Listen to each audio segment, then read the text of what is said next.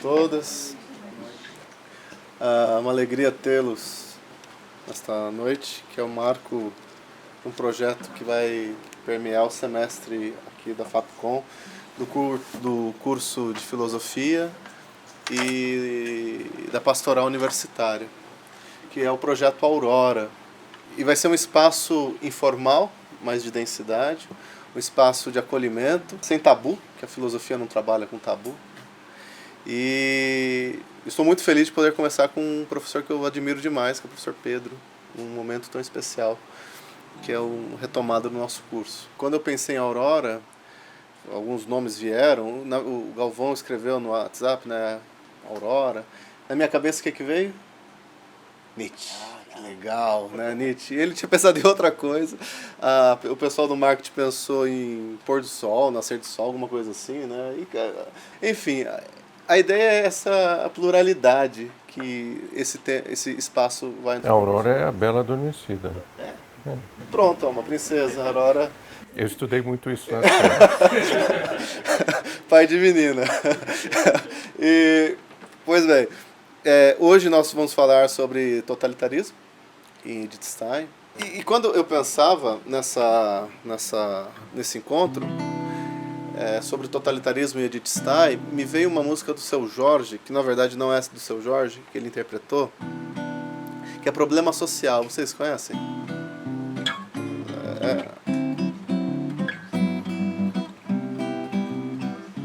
O refrão é assim, ó. É ruim acordar de madrugada pra vender bala no trem. Se eu pudesse eu tocava em meu destino. Hoje eu seria alguém. É ruim acordar de madrugada pra vender bala no trem. Se eu pudesse eu tocava em meu destino. Hoje eu seria alguém. Seria eu um intelectual, mas como não tive chance em ter estudado em colégio legal, muitos me chamam pivete, mas poucos me deram apoio moral. Se eu pudesse eu não seria um problema social. Se eu pudesse eu não seria um problema social. É ruim acordar de madrugada pra vender bala no trem. Se eu pudesse eu tocava em meu destino. Hoje eu seria alguém. Muito louco, né, essa música, né? E agora eu quero aproveitar para passar a palavra ao nosso professor Pedro. Professor que eu anoto muito porque é um professor que sempre tem muito a acrescentar. Professor aqui da casa desde sempre, desde o começo aqui do curso. E é uma alegria poder começar com você esse pequeno começo, né? Eu gostaria primeiro de agradecer o professor Pascoal e o professor Padre Galvão pela iniciativa desse projeto Aurora. E depois, é claro, agradecer o convite feito a mim, um honroso convite para que eu fizesse a primeira atuação nesse projeto. E estou muito contente de estar aqui hoje e de recebê-los. Alguns aqui que eu já conheço, outros que eu não conhecia. Então, como vocês já tiveram contato na divulgação do evento, não se trata, como o professor Pascoal disse hoje, de uma exposição formal, não é propriamente uma aula, nem mesmo uma palestra, uma conferência. É digamos, um outro tipo de aula, algo mais próximo de uma conversa sobre um tema. Eu acho que para aprender sobre um tema é preciso usar de muitos modos. Esse é um dos modos, né? Tem que ler, tem que ouvir alguém fazendo exposições mais longas, mais formais, tem que ter referências mais eruditas e também, para que a coisa não fique abstrata, é preciso também fazer a pergunta, afinal, de que se trata? Será que eu consigo entender os elementos básicos para compreender um determinado assunto? Será que eu conseguiria traduzir isso a uma conversa de acesso fácil?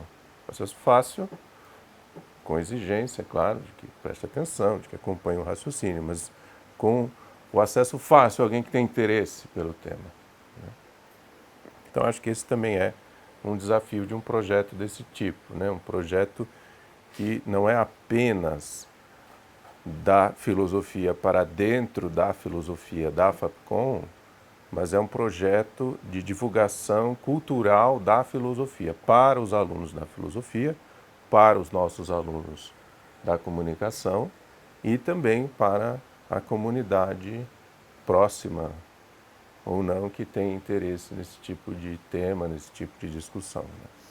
Então, acho que o desafio, sobretudo para mim, claro que vai ter um desafio para vocês de tentarem acompanhar, o desafio para mim é tentar expor esse tema, que é um tema tão difícil, que é filosoficamente tão exigente, sem perder o conteúdo filosófico, tentar transformar isso dentro de certos limites numa conversa minimamente agradável.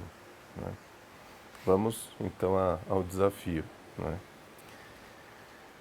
O tema, na verdade esse tema me foi proposto, eu aceitei, mas me foi proposto, não foi uma iniciativa minha, mas aceitei, é falar sobre o autoritarismo a partir, né, de uma autora, filósofa, que é Edith Stein, uma filósofa do século XX.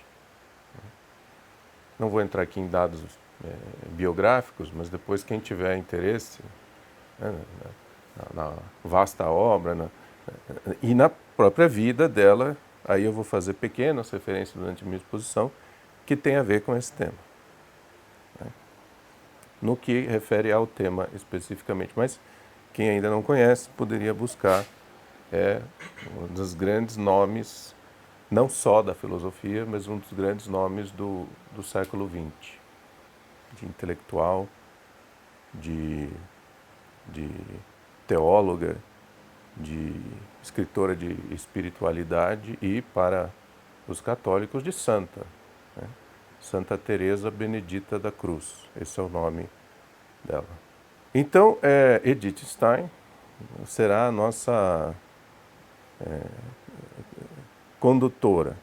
Né? Mas, como eu já disse, não é uma aula, não é uma palestra, eu não vou fazer a exegese específica de uma obra, de um parágrafo, de um livro, alguma coisa assim, coisa que nós fazemos muito no curso de filosofia, o que é indispensável. Mas eu vou usar certas temáticas trazidas por ela e vou procurar explicitar esses conteúdos a partir de elementos da tradição filosófica, não aleatórios, mas aqueles elementos a partir dos quais ela mesma foi construindo o seu pensamento. Porque às vezes nós pegamos um livro de filosofia, naquele livro, isso o professor Mário Porta diz sempre, aquele livro é um grande diálogo. Ele é uma proposta de um diálogo com o leitor, mas aquele livro é um grande diálogo com outros autores do passado. No caso da filosofia, há mais de 2 milênios. Então, compreender a história da filosofia e o quanto nós conseguimos compreender da história da filosofia, isso é importante, é um dos pontos, um dos aspectos nevrálgicos de um curso de filosofia, vai determinar até onde nós vamos conseguir compreender de uma obra contemporânea de filosofia. Porque essa obra ela é construída, às vezes explicitamente, mas às vezes implicitamente como um diálogo com a tradição. Quando é explícito, né? Mas em geral não é o mais importante na hora de interpretar o texto. É preciso identificar essas origens. É claro, fazer isso seria algo longo e exigente, para além do tempo que nós temos hoje, pois por isso que eu disse, eu vou destacar aqui alguns temas referentes a esse tema maior, que é autoritarismo, a começar pelo tema da autoridade e do poder, porque se nós não sabemos o que é autoridade e poder, nós não conseguimos identificar o que é autoritarismo como um desvio da noção de autoridade. Então nós não conseguimos identificar a doença se não conseguimos identificar o que seria um corpo saudável, não é? Um médico, quando precisa identificar se há uma doença ou não, ele precisa identificar qual é o funcionamento saudável do organismo, para depois conseguir determinar que aquilo está desordenado, desviado ou não, não é? Então, autoritarismo, né, será abordado aqui nesse sentido mais abrangente, né, no que é um desvio com respeito à noção de autoridade e um desvio com respeito à noção de poder. Né. Bom, Edith Stein, inclusive numa obra que já está traduzida pela Paulus, uma obra em que há as suas reflexões sobre o Estado, né? Vocês podem procurar depois no catálogo das obras completas da editora Paulus. Ela apresenta uma distinção que não foi feita por ela não foi a primeira a fazer essa distinção, mas ela aparece logo no começo do livro, né? Que é uma distinção importante para entendermos toda a discussão acerca da concepção de Estado e, consequentemente, da concepção de autoridade e poder estatal. Que é a distinção que já havia, né, na filosofia e na sociologia alemã da época, desde o século XIX, que é a distinção de Gemeinschaft e Gesellschaft. Essas palavras são traduzidas, Gemeinschaft, a tradução clássica é comunidade. É a tradução da palavra grega koinonia, né, comunidade. E Gesellschaft, a tradução comum, é sociedade. Só que na sociologia alemã, que na verdade esse é um ponto interessante, Tönnies, Simmel, Weber, na sociologia alemã da segunda metade do século XIX, Windelband, Rickert, uma série de autores, não é? É uma sociologia filosófica. Não há ainda a ruptura de sociologia e filosofia, como em Durkheim também, né? Wundt. Né? Então, quando falamos da sociologia alemã do final do século XIX, não é uma outra disciplina diferente da filosofia como nós compreendemos hoje. Isso é uma coisa importante, né? Porque às vezes se usa a expressão sociologia filosófica. Né? Então já havia essa distinção que é usada por Edith Stein, não é a única, mas é uma das mais importantes da obra, que permeia toda a obra como um fio condutor, que é essa distinção de Gemeinschaft e Gesellschaft. Ela usa, não entra em detalhes da explicação, ela esboça uma exposição rápida do conceito, mais ou menos como que pressupondo que o leitor tem já um certo contato com isso. Esse é o problema, né? Nós podemos entender qualquer obra de filosofia, contanto que sejamos capazes de reunir os pressupostos necessários para o leitor daquela obra, o leitor a que foi endereçado aquela obra. Se o autor escreve para alguém que já conhece essas noções, nós podemos entender aquela obra, contanto que sejamos capazes de reunir o repertório para isso, né? Senão, isso não é possível. Então, muito do curso de filosofia, né, é menos ensinar conteúdos filosóficos, mas ensinar como são acumulados esses repertórios para que as obras filosóficas possam estar abertas ao leitor contemporâneo. Ou seja, tornarmos-nos, com o tempo, não só leitores e até mesmo interlocutores desses clássicos da filosofia. Então, essas noções aparecem lá, ela diz exatamente o que ela entende por isso, mas ela não dá uma aula sobre isso. Isso está pressuposto, né? Então, a distinção de comunidade e sociedade. E um terceiro elemento, isso tudo é a pergunta, né? Afinal, em que tipo de relação se funda o Estado? E uma terceira, um terceiro nessa lista, que é a massa, a noção de massa. Essa também foi uma noção filosófica e sociológica bastante importante no século XIX, sobretudo na segunda metade do século XIX, a noção de massa, porque já um considerável processo de industrialização desde o século XVIII, um processo de urbanização no século XVIII, mas sobretudo no século XIX, a mudança da estrutura da habitação humana, né? E começa a surgir, né? Ainda comparado com o que nós temos hoje, era só a pontinha do iceberg, mas já preocupava muito os autores, a noção de massa e massificação, né? Então Edith Stein apresenta essas três possibilidades e pergunta se o Estado, ou seja, se o Estado, sobretudo, esse tipo de relação que é o Estado, relação social que é o Estado, essa instituição social que é o Estado, esse tipo de poder, né, se funda em algum tipo dessas estruturas. Pode se fundar na massa, se pode se fundar na sociedade, ou se pode se fundar na comunidade. Eu vou passar rapidamente, mas eu vou ficar nessa obra mais nesse ponto, porque é como que o botão que ela aperta para iniciar toda a discussão. Depois há vários caminhos e vários desenvolvimentos que eu nem vou mencionar aqui, mas só eu vou fazer o caminho depois para trás para explicar de onde vieram essas noções, para vocês compreenderem o porquê ela trouxe justamente à tona esses pontos e não outros.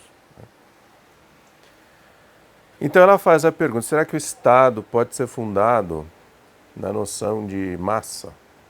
E aí ela exclui rapidamente isso. Não, não pode. Porque o Estado, né, pressupõe relações sociais permanentes. O que se chama relações institucionalizadas. Ou seja, a constituição de certos hábitos, né, a possibilidade de produção nos indivíduos que vivem de certas expectativas de conduta, né? Quando há instituição, há nos indivíduos certas expectativas de conduta, né? Às vezes fala instituição, o que será que é isso? Mas no fundo, dizer que é uma instituição é dizer que as pessoas individuais agem já de um certo modo porque contraíram certos hábitos com certas expectativas de conduta. Então, o avesso dessas, né, o avesso no sentido de quem faz tapete, né, o avesso dessas expectativas padronizadas de conduta, essas expectativas regulares de conduta, que podem ser boas ou ruins, né, podem ser expectativas saudáveis ou podem ser expectativas doentias, não é esse o caso aqui. É possível desvio e é possível retidão nessas expectativas, não é essa a discussão, mas há expectativas de conduta. Então, quando há isso, dizemos que consolidaram-se instituições sociais. Então, o Estado é um tipo de instituição social, então ele supõe permanência.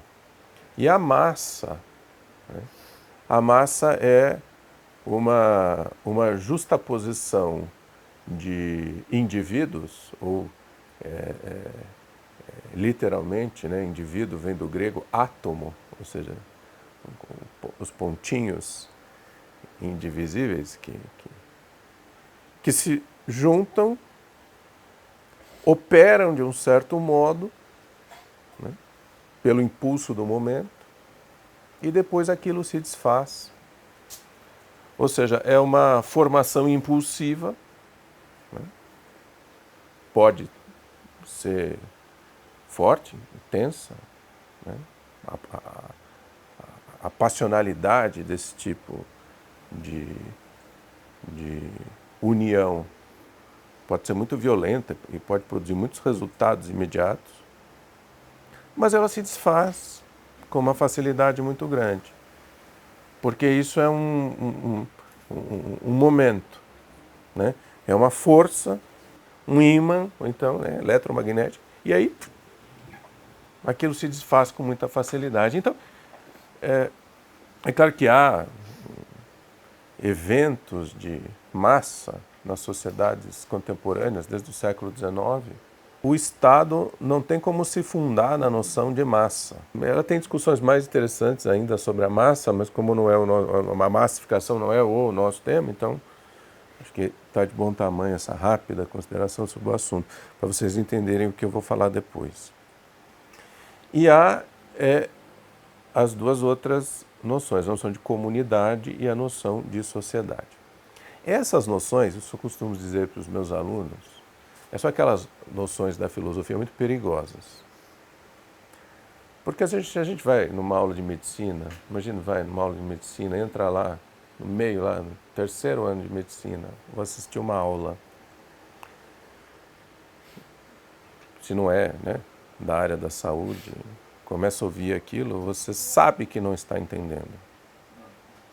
E sabe que não está entendendo porque não conhece nem as palavras.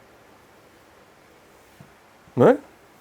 Você ouve aquelas palavras, já acende a luz vermelha, assim, ó, não dá para entender.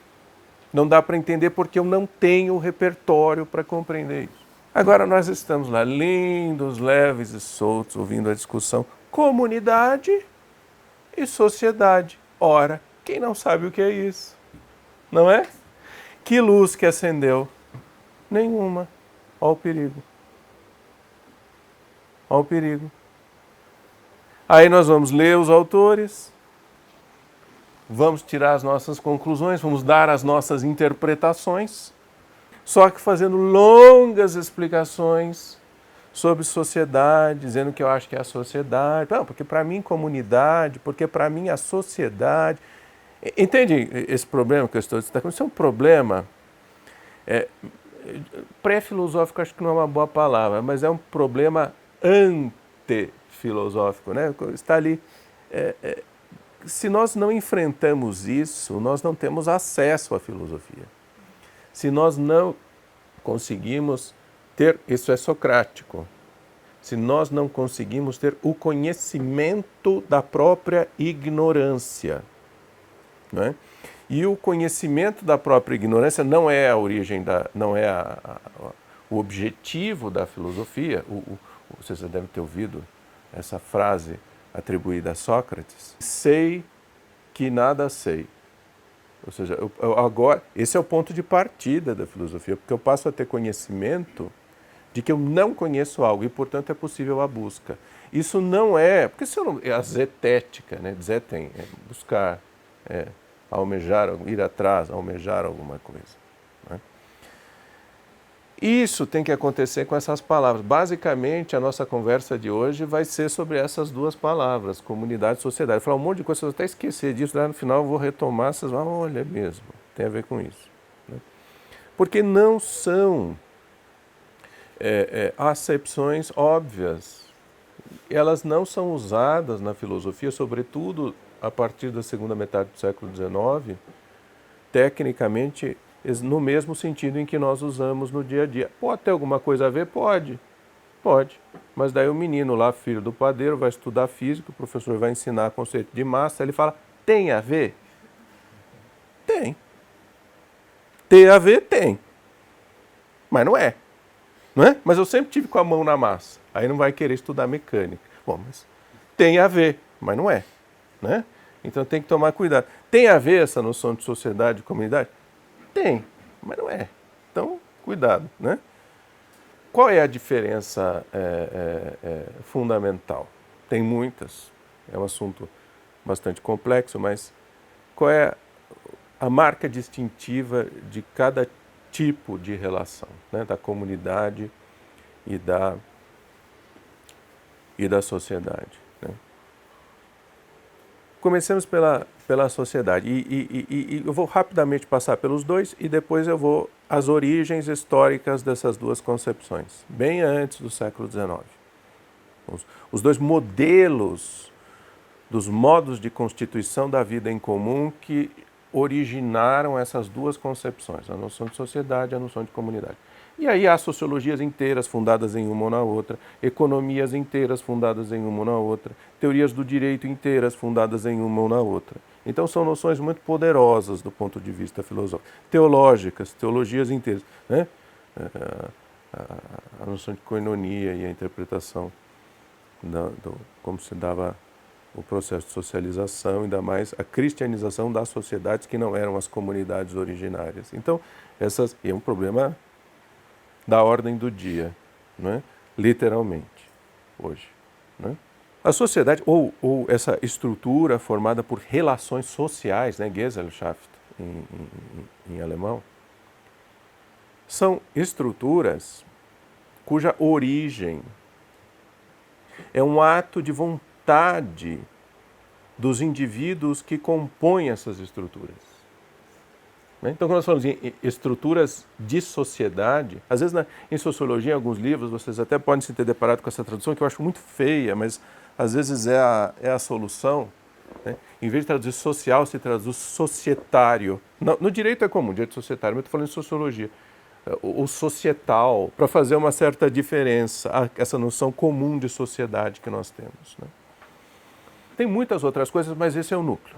Ou seja, a noção de ato de vontade. E quando essa noção foi elaborada, ou mais refinadamente elaborada, o ato de vontade, vocês já vão começar a sentir o cheiro de onde vem isso, o ato de vontade principal que foi usado como modelo para descrever a origem dessas relações de sociedade foi o contrato, ou o pacto. Né?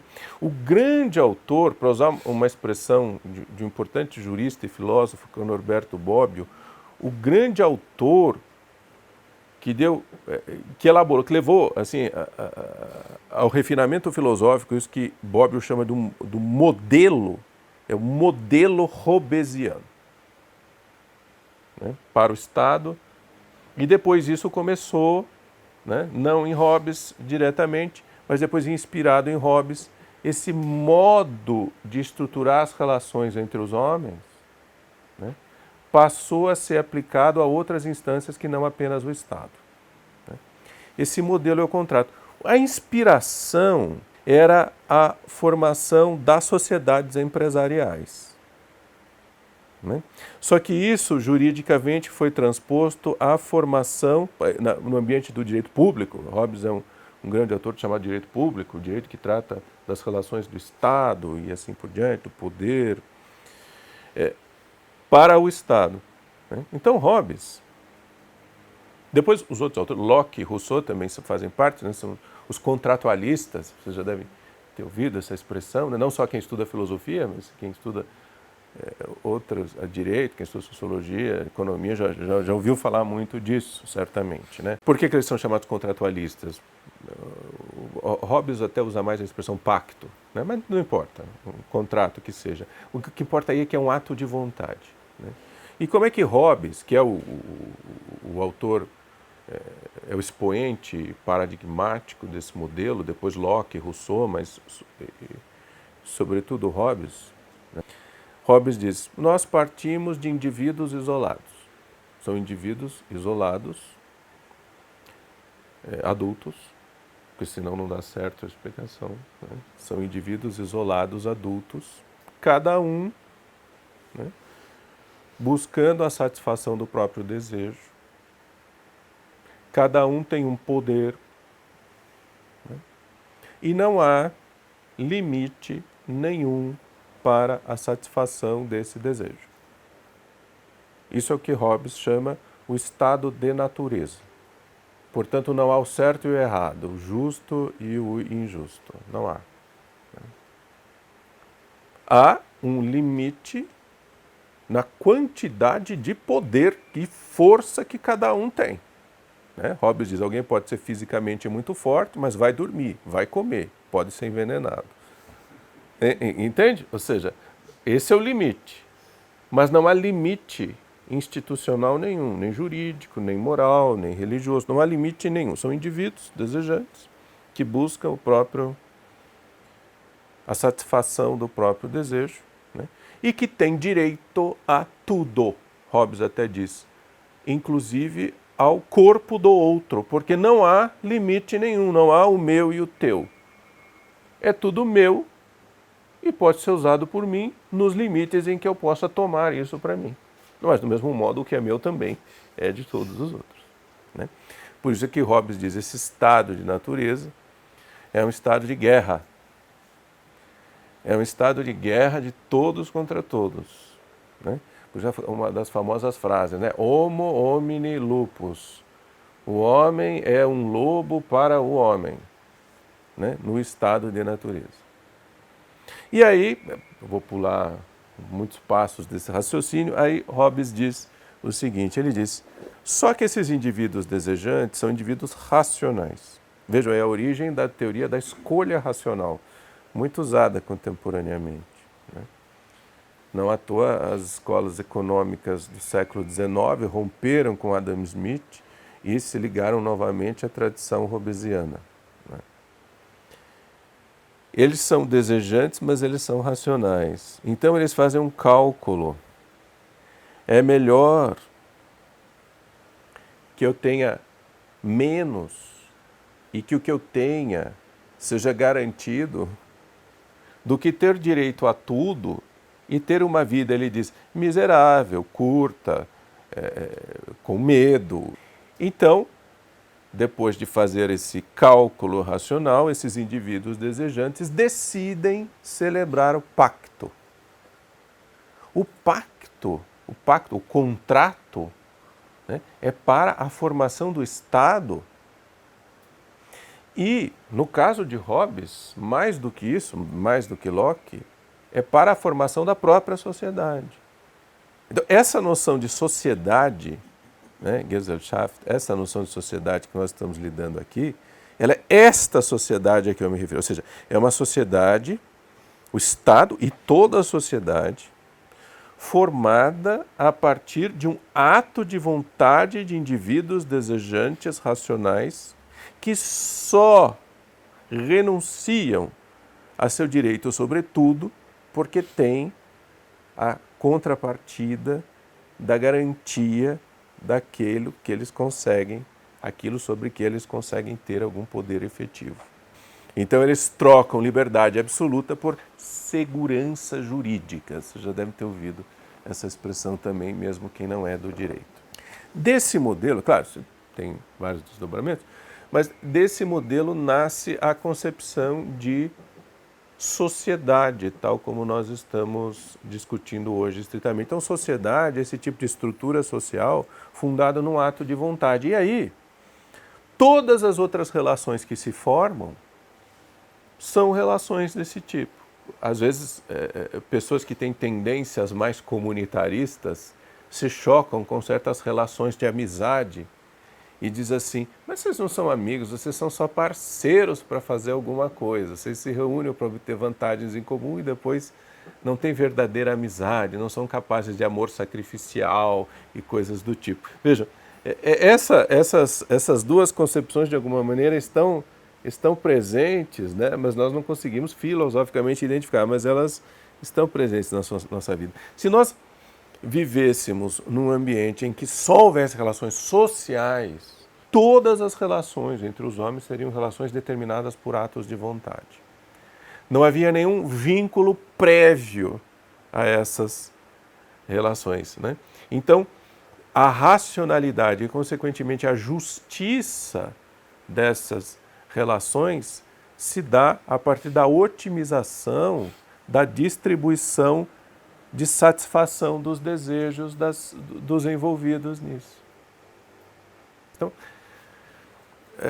a pergunta é, o Estado se funda na sociedade? Bom, é claro, o Estado moderno tem uma dose muito forte de sociedade. O Hobbes não se referiu a isso sem razão. E também não foi porque ele quis, ele constatou que as coisas eram assim, né? Uma sociedade mercantil, a ascensão já secular da burguesia, a mudança das relações medievais, feudais, então, que eram comunitárias, né? Então, isso mudou a relação social consideravelmente a ponto de tornar a ênfase nessas relações sociais. Só que Hobbes levou isso às últimas consequências, dizendo que a sociedade e o Estado têm origem num pacto. E aí, isso pode ser sem medo, ou talvez só com um pouquinho de medo de exagerar, ou quase nada de medo, Isso pode ser o núcleo do pensamento político moderno.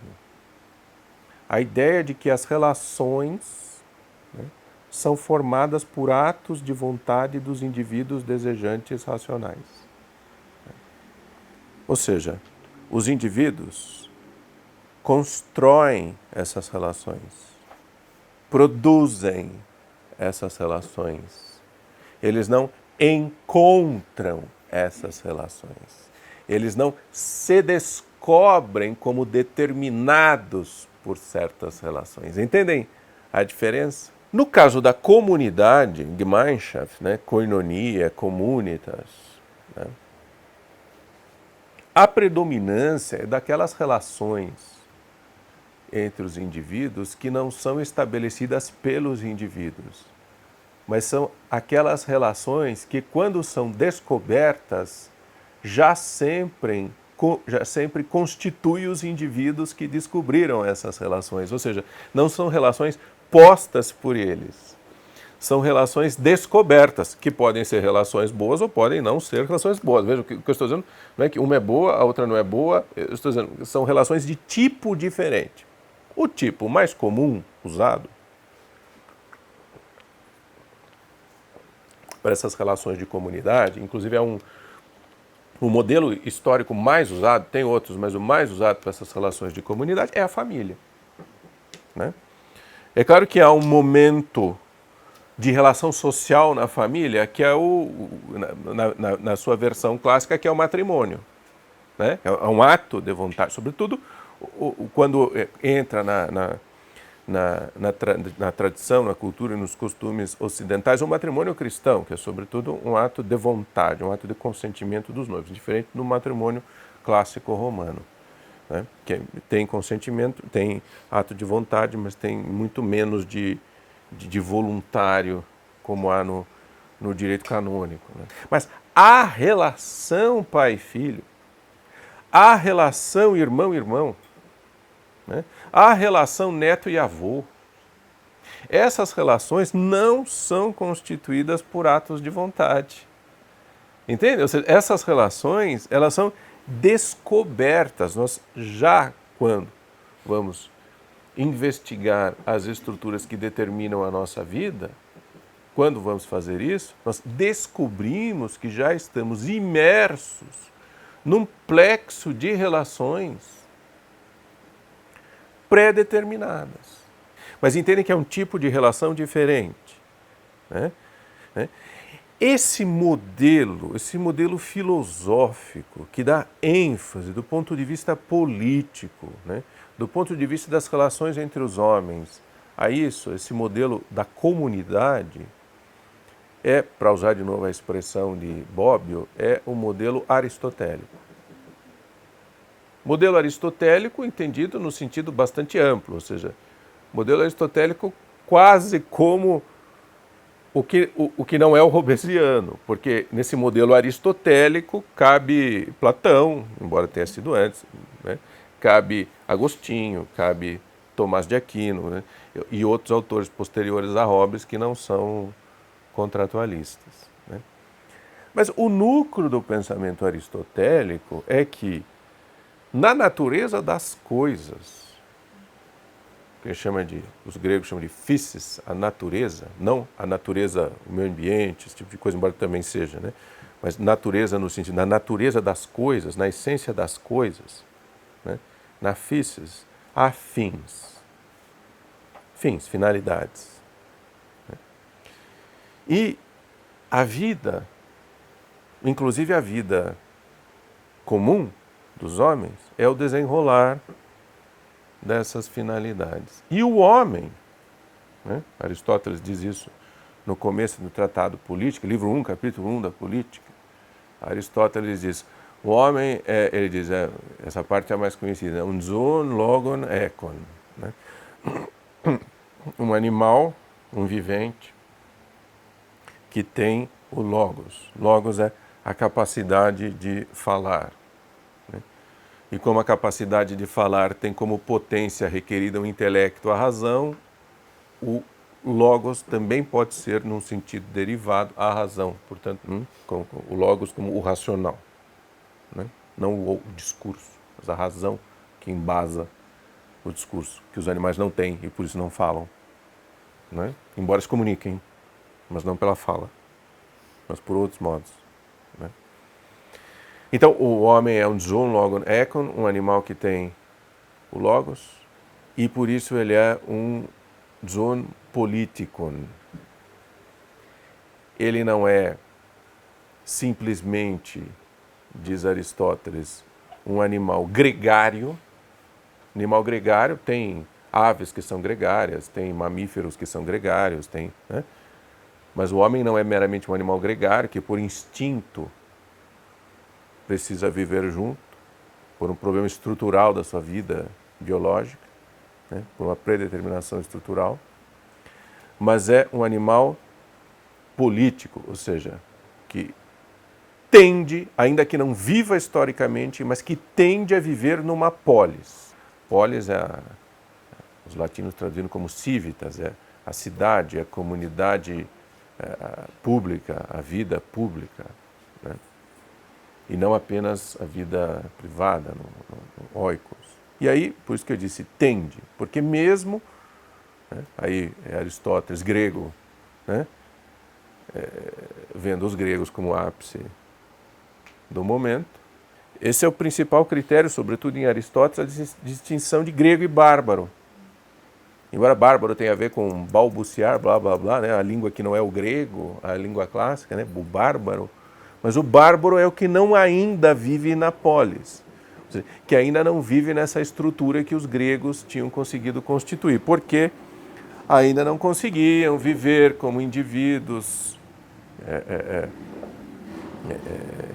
que se consideravam como semelhantes e que haviam participação direta na democracia clássica ateniense. E, bom, uma série de coisas que não cabe aqui porque não é o nosso tema, né? Mas quando Aristóteles vai fazer a análise para mostrar a origem da polis, eles nunca, nem passa pela cabeça de Aristóteles fazer o que Hobbes fez, que é a partir dos indivíduos desejantes, racionais, isolados. O dado histórico para Aristóteles é a família. E não a família como nós conhecemos hoje, né? Isso que se chama sociologicamente, sem nenhuma carga pejorativa, de família burguesa, né? A pequena família, né? Mas a família, o oikos, né? O ambiente da família, é o da grande família, o da tribo, o do clã. Né? A unidade, na verdade, é o clã, esse plexo de relações que, quando o homem começa a refletir sua própria vida, ele já está estruturado sempre num plexo de relações como essas. Então, Aristóteles começa falando das relações comunitárias do oikos, né? Basicamente são a relação marido e mulher, a relação pai e filhos e a relação senhor e escravos, que eram, tanto Grécia quanto Roma, eram sociedades escravagistas, né? Aí se chega a esse tipo de estrutura da vida política em que não há desigualdade. Essa era a importância da relação política para Aristóteles. São entre iguais. Bom, tudo bem, a gente sabe, né?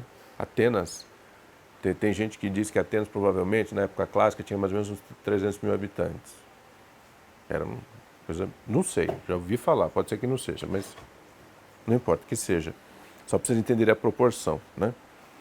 Imagina para a antiguidade, isso né? Até hoje para a Europa é uma cidade grande, né? 300 mil habitantes é grande. O Brasil não, mas para a Europa é. Mais ou menos se imagina que de cidadão, ou seja, de polités, ou seja, daquele que era o membro dessas relações políticas, que tinha relações de igualdade, não chegava a 30 mil. Né? Porque eram excluídas as mulheres, eram excluídas as crianças, eram excluídos os estrangeiros, e excluídos também os homens adultos que não tinham a capacidade de gerir-se a si mesmo. Né? Então, essas relações, a gente fala de democracia direta, grega. Bom, a democracia direta grega é a participação de todos os cidadãos, não de todos os humanos, né? De todos os cidadãos. Tinha uns 20 mil, era 30 mil. Mas como é que reunia todo mundo na Ágora? Porque não eram os 300 mil, né? Não precisava nem ser um estádio muito grande para reunir 20 mil pessoas, né? E como não tinha que trabalhar, a função era a participação política, tinha alguém que trabalhava, que eram os escravos e as mulheres em casa, então podia se dedicar a isso. Mas independente das críticas que podem ser feitas a essas estruturas, há inúmeros ganhos. A história é cheia de vieses, né? Isso é importante. Temos que ver também os prós e contras, né? Complexos. Mas há uma relação de igualdade. Mas essa relação de igualdade nunca o que eu quero enfatizar aqui não é apresentar o modelo aristotélico ou o modelo corbesiano. O que eu quero enfatizar aqui para vocês é que Aristóteles não parte da noção de indivíduos desejantes isolados. Ou seja, essa relação entre iguais é o último estágio, né, do desenvolvimento a que só os gregos, na época de Aristóteles, tinham chegado, e os bárbaros, que eram todos os outros conhecidos dos gregos, ainda não. E isso era um processo histórico, teleológico e também metafísico de desenvolvimento da natureza humana no seu caráter de detentor de logos. Portanto, que passava pelas estruturas mais básicas da família, do tribo, do clã, até que por uma série de circunstâncias, não é o caso aqui discutir histórica e sociologicamente, formaram-se as poleis na Grécia. Essa noção de formação da convivência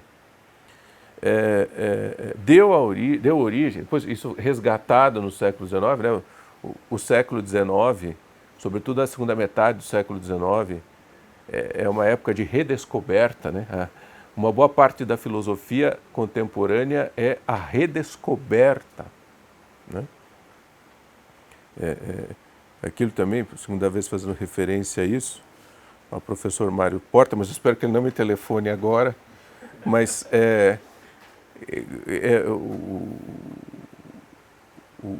o núcleo do estudo de que eu participo, né, isso há 26 anos, origens da filosofia contemporânea, da segunda metade do século XIX, começo do século XX. Né? Mas uma dessas noções importantíssimas que tratadas no século XIX foi a noção de comunidade. Ou seja, quando se resgata no século XIX e se faz a contraposição à política moderna, emerge nos estudos dos aristotélicos, Trendelenburg, Brentano, Bolzano, uma série de outros, até Schelling, a noção de comunidade.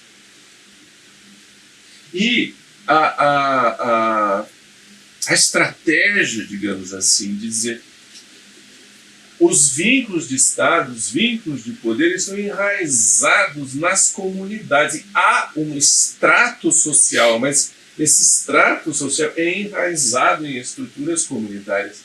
E isso não pode ser pavimentado.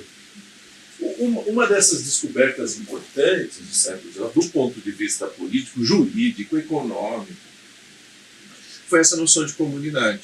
É claro que isso é um golpe na boca do estômago, né, de Hobbes, Locke um pouco menos, e Rousseau. Né? E os seus herdeiros, evidentemente. Né? Entendem essa redescoberta da noção de comunidade? Então, vai lá, pega o livro, Edith Stein, vou ler sobre o Estado, Edith Stein, eu gosto de autores contemporâneos. Não é? Não gosto de ficar estudando essas coisas. Vou ler Edith Stein, contemporânea, uma mulher, Estado, distinção, comunidade e sociedade. Devia fazer aquele barulhinho do Windows, né? Dão. Aí você passa para a próxima página. Não é? Porque não está operando. se não consegue ter acesso às noções fundamentais, compreenda isso. Esse pequeno passeio que nós fizemos aqui, agora vocês vão abrir a página, porque o Estado, as relações estatais se fundam em relações sociais ou comunitárias. Opa! Vai acender uma luz de alerta, cuidado, porque aqui tem alguma coisa muito perigosa. Se eu não entender isso, não vou entender nada. Vocês compreenderam isso? É pior do que entrar numa aula de medicina, porque lá já acende a luz. Não precisa acender. Você ouve aqueles nomes lá e fala, o quê? De onde? Isso é o quê? Né? Não sei do que se trata. Aqui não parece, sabe? O Mário disse que é o perigo do filosofês. É o perigo. É que é não ter filosofês. Não é? Porque você pode pegar um livro dificílimo de filosofia, extremamente técnico, sem usar nenhuma palavra que não seja usada todos os dias no senso comum. Né? Você vai ler lá, estudando Lord Apófane. Meu Deus, agora ficou fácil, porque você sabe do que não sabe. Até então você achava que tinha entendido. Dá 2 trabalhos para o professor. Né? Primeiro tem que limpar o terreno, depois para jogar semente. Agora o terreno já está limpo, é só jogar semente, porque não sabe o que significa isso. É mais fácil. Né? Bom, assim, em linhas generalíssimas, passeio que nós fizemos aqui. Sociedade e comunidade. Bom, aliás, para não dizer que sou muito antipático, para fazer uma referência à origem do nome do nosso projeto, Aurora, não sei se é pelo menos que a associação pascaliana, Pascoal, não, o Nietzsche, ele próprio chegou a perceber isso, vontade de vontade, né? Will zum Macht, não é vontade de nada, é vontade de vontade, né? Associou isso à pleonexia grega, né? O haben und mehr haben wollen, né? O ter, né? e querer ter mais, porque já não é mais a vontade de algo, mas é a necessidade de pôr a vontade num certo estágio de liberdade, de independência de qualquer vínculo que ultrapasse a própria vontade, que já perde o seu objeto.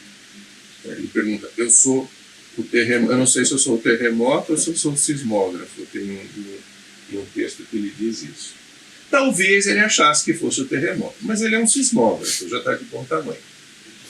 Mas perceber, né, que esse descolamento da vontade dos outros vínculos gera, né, um tipo de poder, o poder do Estado, esse poder concentrado, que vai ter, inclusive, quem estuda direito, economia já viu, sociologia já ouviu isso muitas vezes, né, o monopólio do uso da força.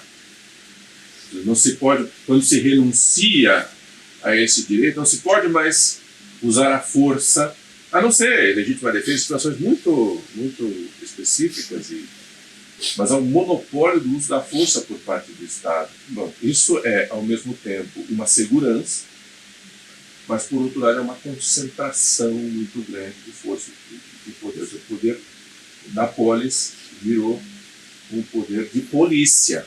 Aliás, em inglês tem politics, polis, politics, uma série de palavras para se referir a essas diferenças, né, que surgiram da polis. Então, a partir desse modelo hobbesiano, ou a partir desse diagnóstico feito por Hobbes, o surgimento histórico, né, contemporâneo a Hobbes, inclusive aqui no Brasil a gente teve repercussões disso para Portugal, depois para Espanha, para a Inglaterra, que foram as monarquias absolutistas. Não que Hobbes tenha defendido isso, não é o caso, mas essa coisa que o rei medieval nunca foi. Às vezes se diz o rei despótico, qual era a Idade Média? Nunca houve rei que tivesse nem 1/100º do poder de um monarca absolutista moderno. Nunca. Ou seja, as relações medievais sempre foram muito controladas por meio de uma série de relações. Né? O rei mesmo, né, era um primeiro entre os pares, né? Não era uma figura... Max Weber trata desse ponto sociologicamente, né? Que a monarquia absolutista nasceu de uma aliança do rei, que destruiu a aristocracia para se unir com a burguesia, para ter um poder político absoluto, para ser capaz de fazer o sistema institucional mercantil interessante para o momento. Aliança rei-burguesia. Isso é uma expressão de Max Weber. Então, Hobbes ele faz o diagnóstico desse. Então, se enfatiza muito essa estrutura social, né, no sentido em que nós falamos aqui, há esse perigo do poder concentrado, há esse perigo dos desvios da burocracia estatal, que são o poder da burocracia estatal é algo mais posterior ao século XIX, o problema da administração pública, né? Porque isso exige um aparato muito grande. E esse aparato consome muitas vezes as energias e aí não chega. Isso sem falar em corrupção, simplesmente pelo fato do aparato funcionando, né? Se falarmos em corrupção, ainda é um outro fator. Então, esse é um desvio.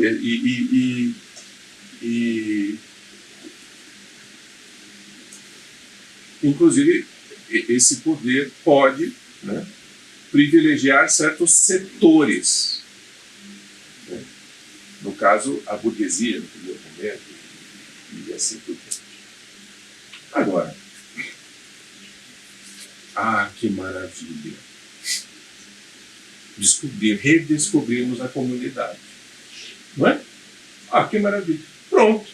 Não tinha problema a sociedade? A modernidade não tinha problema? Abaixo a modernidade. Já descobrimos a comunidade. Então vamos voltar agora. Basta termos um pensamento comunitarista, basta fazermos uma crítica ao pensamento moderno e vamos voltar a essas relações de comunidade. Aí começa a surgir. Porque na história simplesmente não se dá marcha ré. Ou seja, ao fato, né, o fato da modernização, gostemos ou não. E a modernização não é a modernização do computador, a modernização do celular, a modernização como sendo essa atuação mais relevante da liberdade e da vontade dos indivíduos. Esse é o núcleo da noção de modernização. Isso com respeito a todas as esferas. Política, para a leitura dos textos bíblicos. Né? Aliás, Lutero é uma das fontes desse processo de modernização quando ele escreveu o seu prefácio riquíssimo da tradução que ele fez da Sagrada Escritura para o alemão. O título da liberdade do cristão. Vejam o papel da vontade, da liberdade, aquilo que depois se chamou, né? Com um modo muito pejorativo, os tradicionalistas católicos do século XIX, de livre exame. O professor falou para mim, mas tudo bem, livre exame, mas agora vocês para lerem antes Calvino.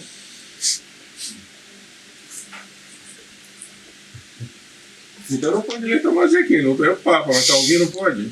Então não é livre exame, né? Bom, tudo bem, porque sempre há uma relação comunitária de fundo. Pode não ser aquela, pode ser outra. Você pode não gostar de uma, vai ser outra. Mas vai ter uma tradição. Imaginemos a solução desse problema político contemporâneo como simplesmente alguém que diga, não, basta nós colocarmos a comunidade em primeiro lugar. Aí está tudo certo. Porque aí isso controla a vontade, né? Nós damos um fim. Afinal, o que falta às pessoas? O que falta ao homem moderno? O que falta ao jovem? O homem moderno é um jovem, pode ter 90 anos, ele é um jovem. Porque o que falta a ele? Objetivo, fins, sólidos, valores, né? Inserções em comunidades mais rígidas. É isso que falta. Você vai pegar esse resgate, que é importante. num ambiente que está permeado por relações de vontade. E aí haverá o desenho de qual é a comunidade a que nós temos que retornar. Meus senhores, esta, na Alemanha, é a origem do nazismo. Eu não estou dizendo, muito cuidado, que o comunitarismo é o nazismo. Não é, tem um pensamento político riquíssimo. Os Estados Unidos, os comunitaristas, têm o pensamento da democracia cristã da Alemanha, que é um pensamento comunitarista também. Não estou dizendo isso. Mas eu estou dizendo, o nazismo é um desvio do comunitarismo, mas é um desvio dessa redescoberta da noção de comunidade. Porque o que acontece?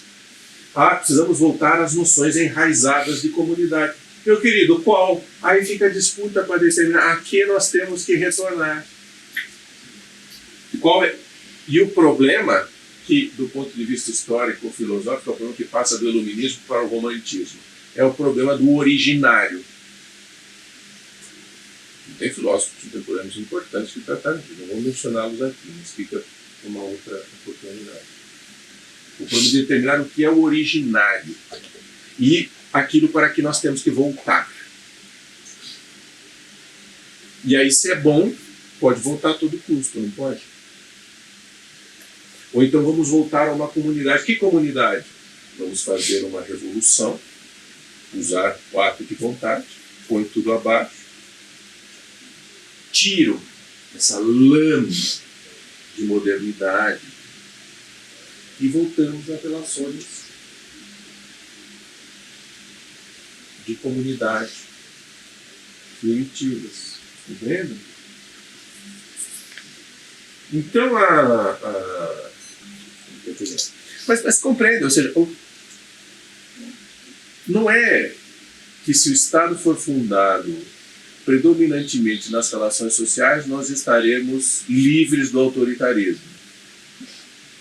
Mas é que estarão abertas certas possibilidades de liberdade e estarão abertas certas possibilidades de desvio. Se o Estado for fundado predominantemente na noção de comunidade, ou se a ênfase for essa, ou se tiver uma grande participação disso, não é que nós estaremos livres do autoritarismo.